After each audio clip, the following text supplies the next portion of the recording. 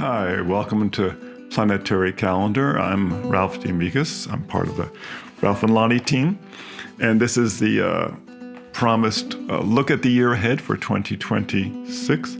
It's interesting because we went over 2026 at the end of 25 in December, but that was actually a forecast we had written almost 2 years before, where this one was the forecast that we wrote like last year, probably a year ago for this year. So now we get to actually look at it. And of course, these things evolve with time because you watch the transits and you learn, and you never put your foot in the same river twice. So what's coming up in this year? Strategy. Remember, calendars are about strategy, at least when they're astrological. And so we want to strategize for this year. First of all, whenever possible, do not plan anything important. Weddings, surgeries, trips between eclipses. Okay? Very important.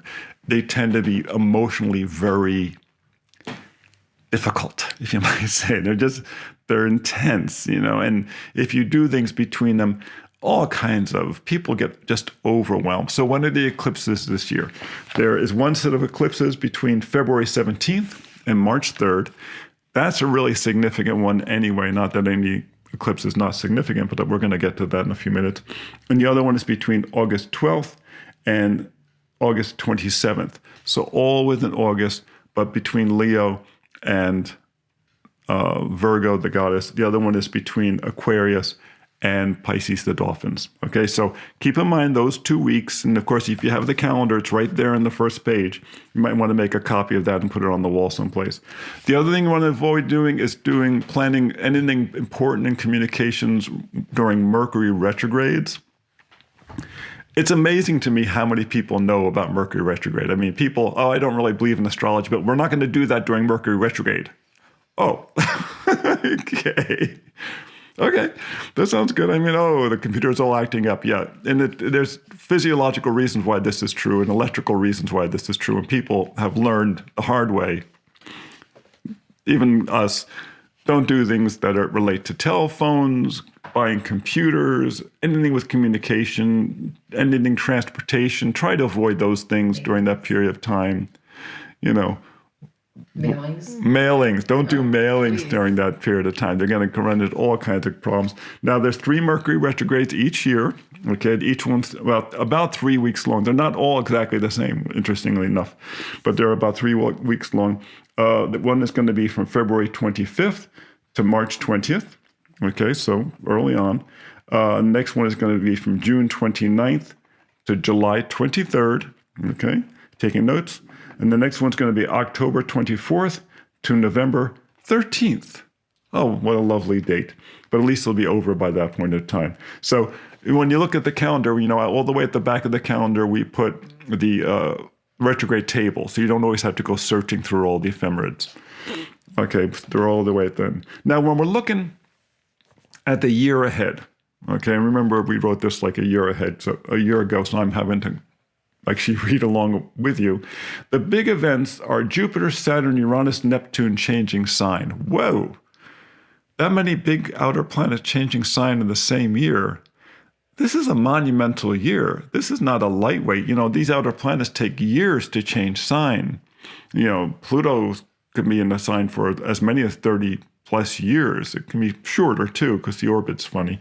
But even Uranus is 8 years. So they don't change signs all the time. So to have Jupiter, Saturn, Uranus, and Neptune changing signs in the same year, we're coming into a big paradigm shift here. There's going to be some big changes. And now when Saturn changes sign, especially when Saturn goes into Aries, there's a tendency for regime changes. Okay, this happens quite often, or at least every 28 years when Saturn goes into Aries. So be aware of that. This on the cosmic chessboard, these players are changing position. This is a shift in the global agenda. Now, Neptune and Saturn are both moving into Aries together. Aries is the martial social sign. It's aggressive. It's young people. It's new life springing in. It's, the ram, but it's really the sheep, the lambs being born.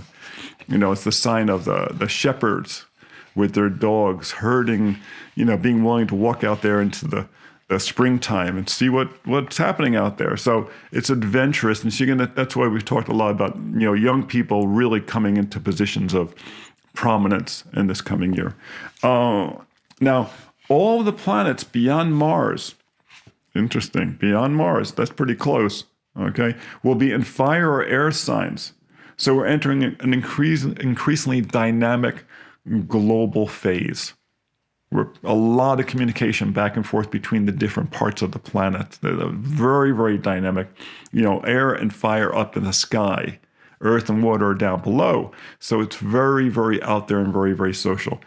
At the end of January, when Neptune enters Aries, it's going to trigger issues related to energy production, pollution, and the importance of invention. Okay, Neptune was actually discovered at a time of great inventions. A lot of things we use today, including the light bulb, a lot of the chemistry that we use today, a lot of the engines we use today were actually developed right about the time when Neptune was discovered in the mid to late 1800s. Now, on February 13th, Saturn's also entering Aries, which is going to promote personal ambition and responsibility. It, like we said, might trigger regime changes. So what does that actually mean? Who do you know who's in power, who you don't particularly like around the planet? There's a number of much older, old world leaders around the planet that are holding on and holding on and holding on. So we may see some chess pieces toppling over, okay? And this may be over the next couple of years.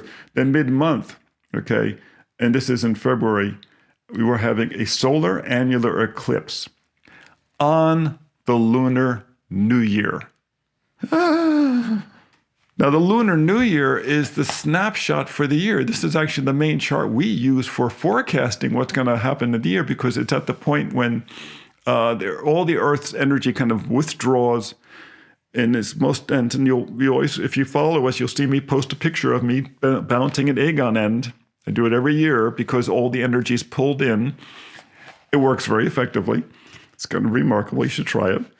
And this is like the seed point, and you get the whole following year until the next year will really reflect a lot of what that chart is about.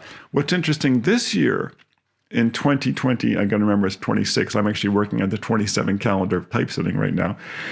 26, where is the Lunar New Year happening here? And wherever they are overhead, the planets are overhead, those are the areas that are getting very, very activated. France and down into Africa.